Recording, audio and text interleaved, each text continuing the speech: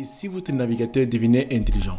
Imaginez vous tapez une requête et au lieu des liens qui s'affichent aujourd'hui comme on peut le voir avec Google Chrome ou encore Mozilla Firefox, le navigateur vous répond directement. Il résume, il explique, il compare ses sources et parfois même il agit pour vous. Il y a plusieurs années de cela, on pouvait imaginer que c'était carrément de la science-fiction, mais en octobre dernier, en octobre 2025, OpenAI a lancé ChatGPT Atlas, qui devient ainsi le premier navigateur IA natif. Pour la première fois, on a une intelligence artificielle qui n'est plus juste dans le web comme on peut le voir aujourd'hui. On se sert de Google Chrome pour accéder par exemple à ChatGPT.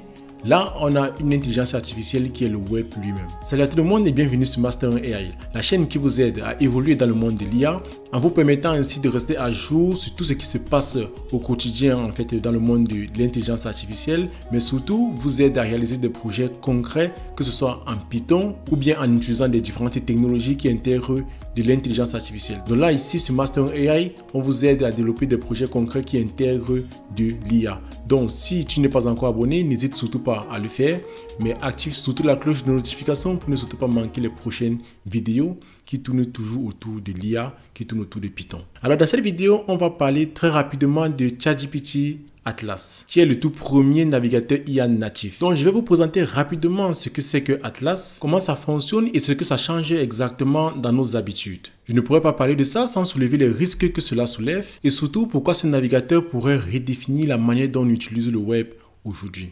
Allez, let's go.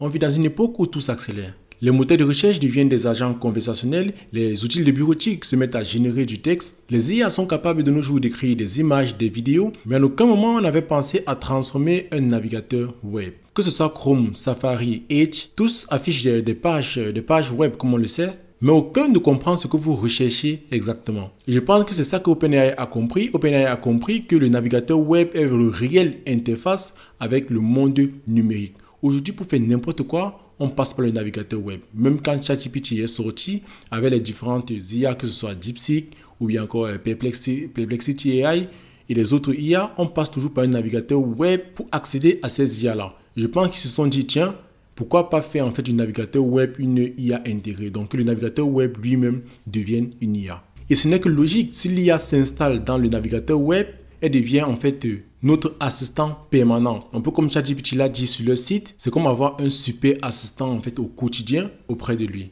Donc cet assistant qui sera intégré dans le web va devenir carrément notre filtre, notre mémoire, notre outil de décision. Et c'est exactement ce que OpenAI promet avec Atlas, d'offrir un assistant qui vous écoute, qui comprend et qui agit complètement dans votre intérêt. Il y en a qui pensent que c'est une révolution, mais je pense qu'il y a des gens aussi qui pensent peut-être comme moi que c'est carrément le point de départ d'une dépendance complète à l'utilisation de l'IA au quotidien. Pour ceux qui ont vu les différentes démos, vous avez compris que ChatGPT Atlas n'est pas juste un navigateur avec une IA intégrée à l'intérieur. Il a été conçu au départ autour de 3 piliers, comme l'indique l'article, une interface intelligente, une mémoire, mais surtout un agent autonome qui pourra agir à votre place. Malheureusement, dans cette vidéo, on ne pourra pas faire une démo en fait de ChatGPT Atlas, car c'est uniquement disponible pour le moment sur des macOS. Mais c'est indiqué quand même que les autres versions comme sur Linux ou bien Windows, ça arrive très bientôt.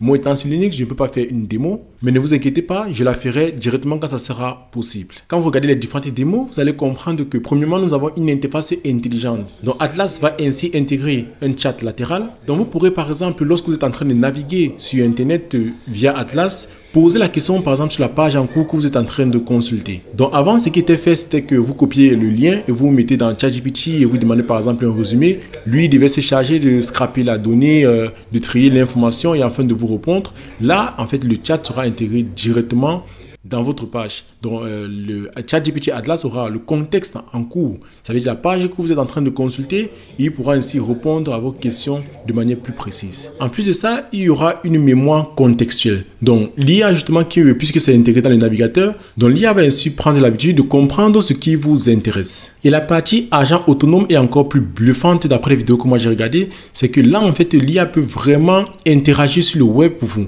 Ça veut dire que vous pouvez par exemple laisser l'IA réserver un billet d'avion pendant que vous faites autre chose. Vous pouvez par exemple laisser l'IA programmer un rendez-vous pour vous pendant que vous faites autre chose. Donc la fonctionnalité de l'agent est encore plus bluffante. J'avais déjà fait une vidéo sur cette chaîne où je présentais GPT-5 et je vous montrais en fait comment utiliser cela en mode agent. Si vous n'avez pas encore vu cette vidéo, je vous invite à cliquer sur le lien qui s'affiche là, juste pour aller voir en fait les performances du mode agent de ChatGPT. Alors, vous pouvez vous poser la question, est-ce que ça change exactement pour moi? Est-ce que ça me permet vraiment d'aller plus rapidement? Est-ce que ça me permet d'exécuter mes tâches, de faire mes recherches plus rapidement? Bon, moi, je dirais oui, sans hésiter. Si on prend d'abord dans un premier temps la vitesse. Là, on n'a plus besoin d'ouvrir 10 onglets à la fois. L'IA va synthétiser toutes les informations pour nous et va restituer directement, instantanément. Ensuite, je pense qu'il y aura aussi la clarté. L'IA va plus analyser directement les différentes sources de données, faire le tri en fait à votre place, hiérarchiser et même simplifier le tout. En ce qui concerne la productivité, je pense que là, elle est énorme.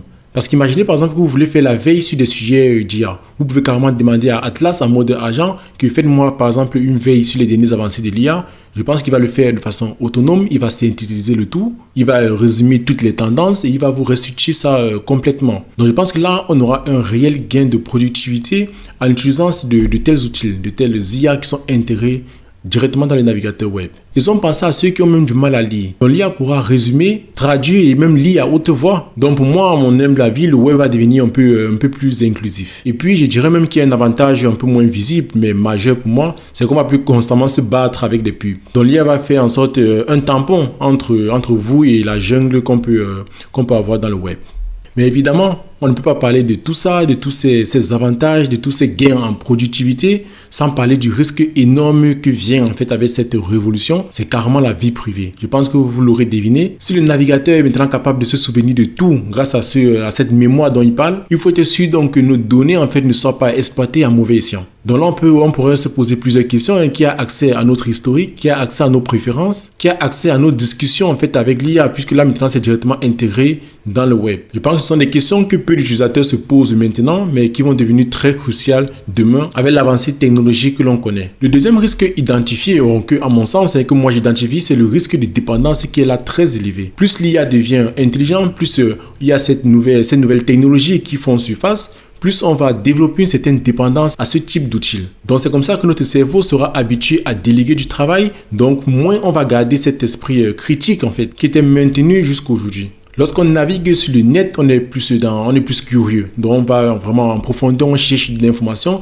Donc on peut changer, on va quitter une navigation qui est plutôt curieuse vers juste, je vais dire ça comment, une consommation qui sera justement assistée par l'IA. Donc pour moi, ça représente un grand risque et que pour vous, vous devez justement voir comment gérer, essayer de trouver le juste équilibre. Une troisième limite, à mon sens, ça sera toujours les biais.